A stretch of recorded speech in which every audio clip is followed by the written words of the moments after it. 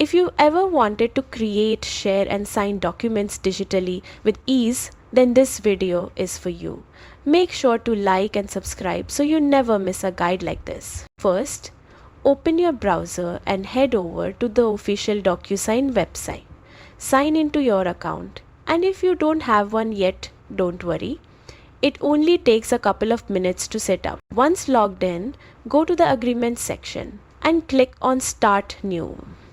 This is where you begin creating a form from scratch or by uploading an existing document. Choose your file, whether it's a PDF or Word, and upload it directly from your computer. After your document is uploaded, add your recipients by entering their email addresses.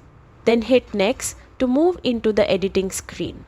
On the left, you'll see the Form Fields menu. This is where the magic happens. Drag and drop fields like names, dates, or signature boxes directly onto your document. Adjust the size and placement so everything looks neat and professional. Once you're done placing fields, take a moment to review your form carefully.